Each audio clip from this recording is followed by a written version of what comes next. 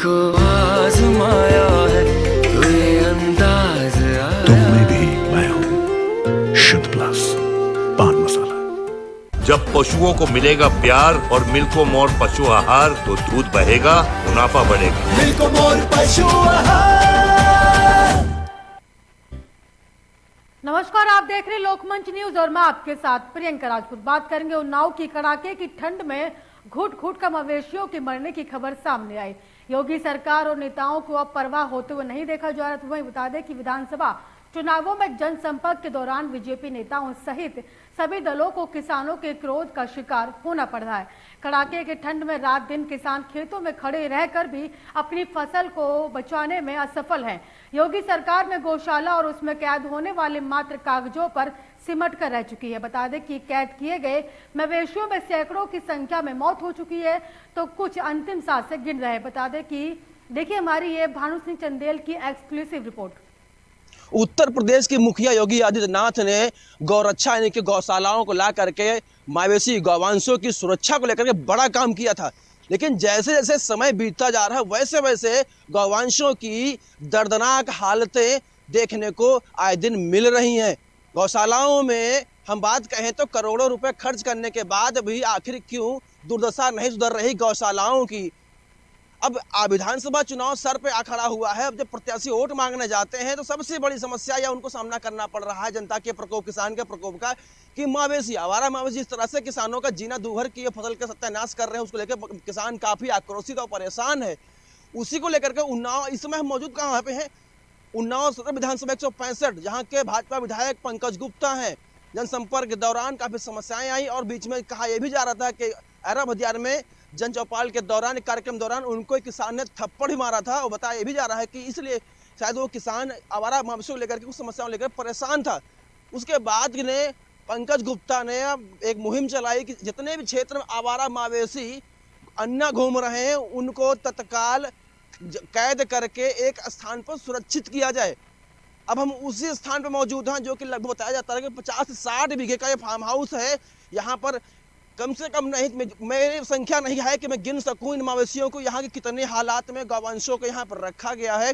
Cameraman चाहेंगे चारों तरफ का नज़ारा दिखाएं कि यहाँ पर मवेशियों को किस तरह रखा गया है और क्या इनके खाने पीने की व्यवस्थाएं की गई हैं और किस तरह से इनको ठंड से बचाया जा रहा है। बताया ये भी जा रहा है कि यहाँ आए दिन 2, 4, 5, 10 मवेशियों की मौत हो रही है। मौत होने के बाद उनको यहीं दफन किया जाता है और न जाने यहाँ पर कितने मवेशी जो गौवंश हैं, आवारा पशु लाके जब जो कैद किए गए, कितने की मौत हो चुकी है, कितनों को यहाँ पे दफन किया जा चुका है।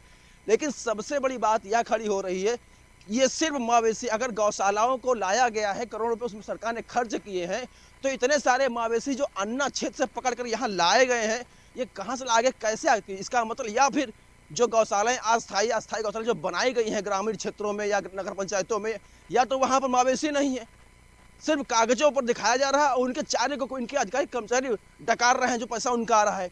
अगर वहाँ होते तो इतना अन्ना मवेशी यहाँ कैसे आ गए? अब ये कब तक सिर्फ विधानसभा चुनाव का प्रकोप जो है सामने आ रहा है, उसमें प्रकोप से बचने के लिए नेताओं ने यह अपनी एक नई रणनीति बनाई है, नई मुहिम चलाई है कि इन मवेशियों को यहाँ पर लाकर कैद कर दिया जाए।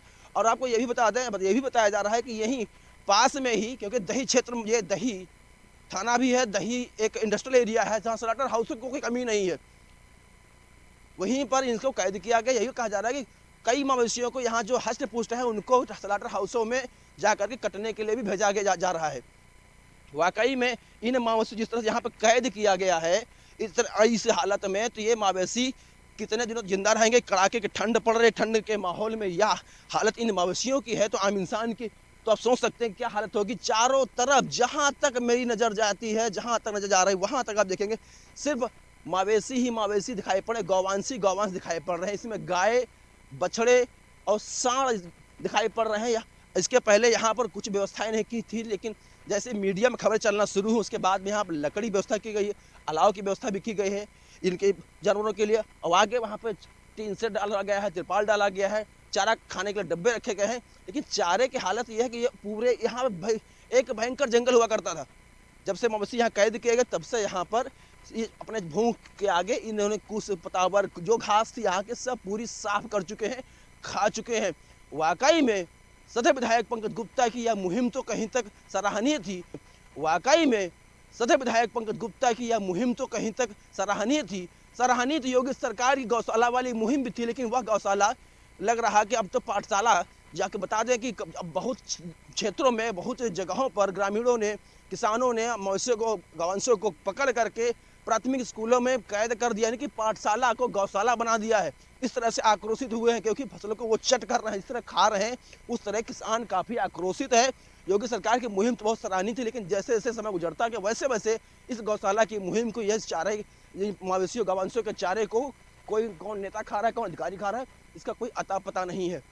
अब देखना दिलचस्प बनता है कि वाकई में इन मवेशियों को, इन गौवंशों को जो यहाँ पर रखे गए, इनको कितने समय तक यहाँ पर रखा जाता है, कितने समय तक इनको खाने की व्यवस्था मिल पाती है, क्या वाकई में इन गौवंशों को, मवेशियों को लगातार यहाँ पर कोई उचित व्यवस्था मिल पाती है या फिर नहीं मिल पाती है, या फिर सिर्फ चुनाव को लेकर के ताकि किसानों की समस्याओं का सामना नेताओं को ना करना पड़े। और वाकई में इसीलिए इनको उठा करके यहाँ पर कैद किया गया है, बंद किया गया है।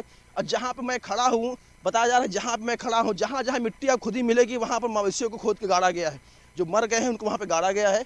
ये बताया जा रहा है कि आए दिन सुबह जैसे भी आ जाती है और यहाँ पर मवेशियों को खोद खोद गाड़ती है, क्योंकि इतना बड़ा यह ग्राउंड है, इतना बड़ा जब यह बसेरा बनाया गया कि हम भी इसको नहीं घूम सकते, क्योंकि ये बताया जा रहा है 60 से 70 बीघे का लगभग क्षेत्रफल में यह फैला हुआ है।